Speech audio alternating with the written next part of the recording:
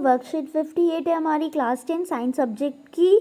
Electricity chapter चल रहा है, उसका टॉपिक है heating effects of electric current. Of electric current कर रहे थे हम, तो हम देखेंगे कि हीटिंग इफेक्ट मतलब जब करंट फ्लो करता है तो क्या होता है, तो वायर हीट हो जाती है। दैट मीन्स जो फ्लोइंग करंट होता है वो हीटिंग इफेक्ट प्रोड्यूस करता है। अब हम देख रहे हैं as a current I is flowing through a resistance R, let the potential difference across it be V, let time t be the time during which a charge q flows across. The work done in moving the charge q through the potential difference v is vq. देखो, अगर किसी resistance में, ठीक है, ये resistance है r, इसमें I current flow कर रहा हो, ठीक है, I करंट फ्लो कर रहा है और यहाँ जो पोटेंशियल डिफरेंस है वो है आपका v। जो फ्लो करता है वो चार्ज की वजह से करता है, तो जो यहाँ चार्ज है वो उसको हमने लेट किया है q और चार्ज फ्लो कर रहा है टाइम t में। हमारा वर्क डन क्या होता है, वर्क डन होता है हमारा q charge into potential difference, ठीक है। सो हमारा वर्क डन होगा q इनटू v। और आपकी पावर क्या होती है, पावर होती है वर्क डन अपॉन टाइम, ठीक है। तो वर्क डन की जगह आप पुट कर दो q into V upon T, ठीक है। और जो Q होता है, Q किसके इक्वल होगा, Q अपॉन टी इक्वल होता है करंट के, I के। तो आपका पावर इक्वल आ जाएगी वी आई। अगर आपकी पावर वी आई के इक्वल है, राइट, और V को हम किसके इक्वल लिखते हैं, V को हम लिखते हैं ओम्स लॉ से आई आर के इक्वल, तो P हो जाएगा आई स्क्वायर इंटू आर के इक्वल। तो पावर हो जाएगी I square into are.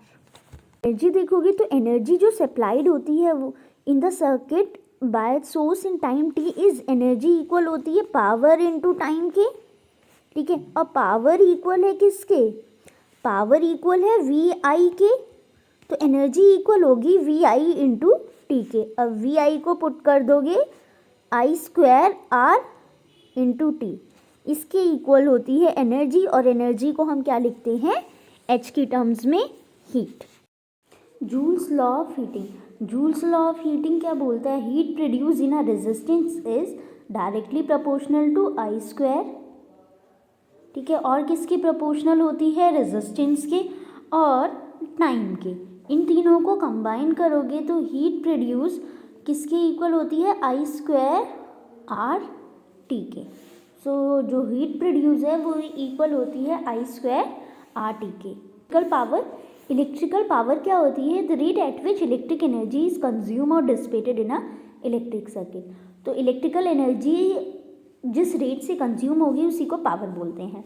Power equal है वी आई के, अगर वी सब्सटीट्यूट करोगे, वी की जगह क्या सब्सटीट्यूट करोगे ओम्स लॉ से आई आर, तो पावर इक्वल हो जाएगी आई स्क्वायर आर के, ठीक है। और अगर हम आई सब्सटीट्यूट करते हैं तो v बाय आर, तो पावर इक्वल हो जाएगी v स्क्वायर अपॉन आर के, ठीक है।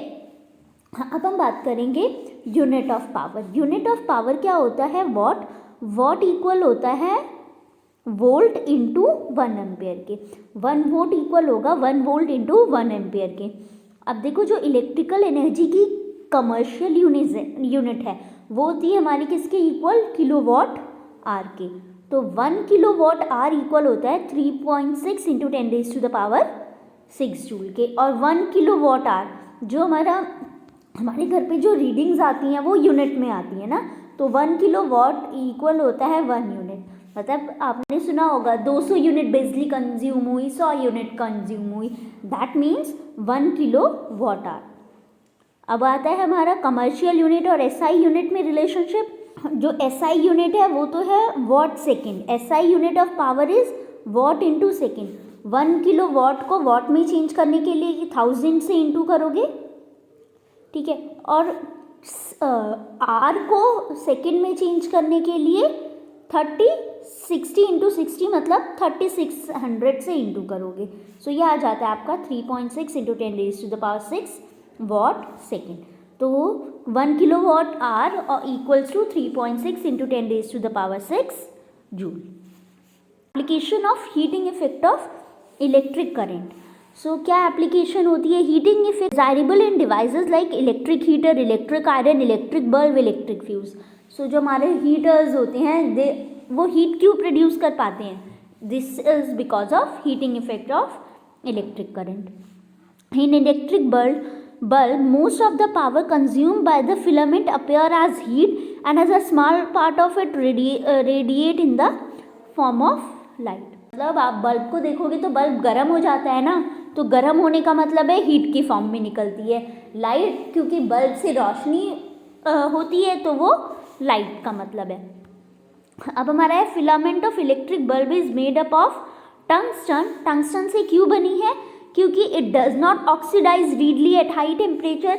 तो टंगस्टन में ऑक्सीडेशन नहीं होता, मेल्टिंग पॉइंट बहुत ज़्यादा है, और जो बल्ब होते हैं वो गैसेस लाइक नाइट्रोजन और आर्गन से भरे हुए होते हैं, right. So it does not react with these gases. अब नेक्स्ट है हमारा फ्यूज़। फ्यूज़ क्या होता है? फ्यूज़ ऐसा डिवाइस है जो हमारे इलेक्ट्रिक अप्लायंसेस को प्रोटेक्ट करने के लिए लगाया जाता है। So it is a safety device that protect our electrical appliances in case of short circuit और overloading. It is made up of metal और alloy of low melting point. Fuse is always connected in series with the wire. अब हम करेंगे practice question. तो practice question का first question है explain the Joule's law of heating. Joule's law क्या बोलता है? जो हीट प्रोड्यूस होगी रेजिस्टेंस में वो डायरेक्टली प्रोपोर्शनल होती है स्क्वायर रूट ऑफ करंट के, directly proportional to resistance of a given circuit, H directly proportional to R, और डायरेक्टली प्रोपोर्शनल होता है time for which the current flows through the conductor. So इन तीनों को combine करके जूल्स लॉ बनता है H directly equals to I square R T।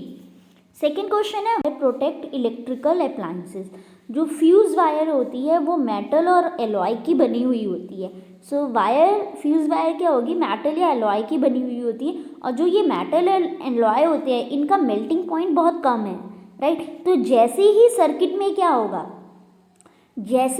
होगा, ओवरलोडिंग होगी, हीट ज़्यादा प्रोड्यूस होने लगी, राइट, या शॉर्ट सर्किट होगा, जो ये वायर है लो मेल्टिंग पॉइंट की वायर है तो ये ब्रेक हो जाएगी। जब ये वायर ब्रेक हो जाएगी तो अब क्या होगा? वायर कनेक्शन लूज हो गया, कनेक्शन हट गया, तो अब करंट नहीं फ्लो करेगा और इलेक्ट्रिक अप्लायंसेस प्रोटेक्ट हो जाएंगे। नेक्स्ट है why is the tungsten used for filament of electric lamp. तो टंगस्टन को क्यों यूज़ करते हैं हम?